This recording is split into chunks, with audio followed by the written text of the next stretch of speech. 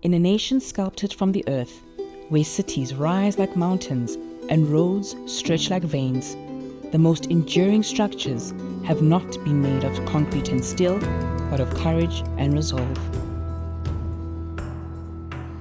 Today, we explore the foundations laid by women in South Africa's construction and property sectors, tracing their journey from the past to the present.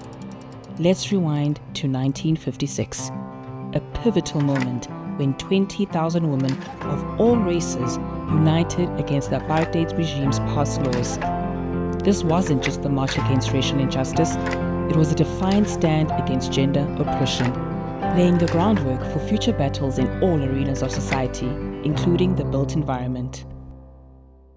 Despite global strides towards gender equality, South Africa's journey has been fraught with challenges. By 1970, the nation scored a mere 25.6 out of 100 in measuring equality, placing it at the bottom among emerging economies.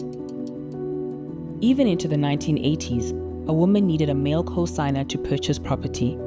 Customary marriages and societal norms, underpinned by the belief that property can't own property, severely restricted women's rights. This is not only marginalized women, but also made it arduous for female entrepreneurs to secure the funding necessary for venturing into the property sector. Fast forward to 1990, and only a modest improvement to 38.8 was noted. However, the narrative began to shift dramatically in the following decades. The post-apartheid era marked a new dawn.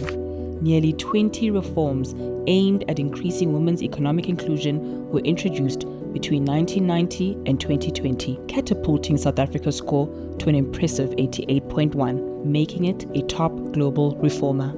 Yet, the real estate and construction industries remained bastions of male dominance. The Commission on Gender Equality Act of 1996 established a landmark independent body tasked with promoting and protecting gender equality in South Africa. For women in business and industry, this meant having a dedicated watchdog that can investigate systemic discrimination, recommend policy changes, and hold both public and private institutions accountable for gender-based discrimination. The BBEE, while a beacon of hope, has had mixed success in leveling the playing field. It aimed to dismantle historical inequalities, yet women, especially in construction, found the ceiling hard to break. In rural South Africa, women were the builders of homes and roads, but as construction evolved into a lucrative profession, gender disparities became starkly evident. By 2003, the University of Pretoria reported that a mere 10% of its undergraduate students in construction management were female.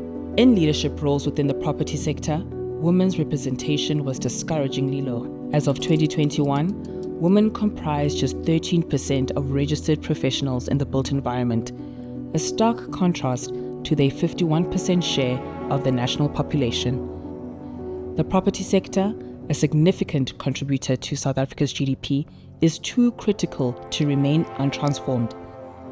The women's entrepreneurship rate has surged from less than 5% in 2005 to 16% in 2021. Yet, despite these advances, significant challenges persist, particularly in the real estate sector. A report released by the Women's Property Network reveals that in 2021, a staggering 81% of executive directors in the South African real estate investment trusts were male, with just 19% female. Improving gender parity could unlock an estimated 319 billion into South Africa's GDP. Conversely, failing to act on gender equity carries the most significant financial risk to global GDP of all the UN Sustainable Development Goals. The question looms, what potential are we missing? Economically empowered women are the bedrock of stronger communities and a more robust economy. As we stand on the brink of the present, looking towards a horizon filled with cranes and skyscrapers, we must ask ourselves, how far have we really come?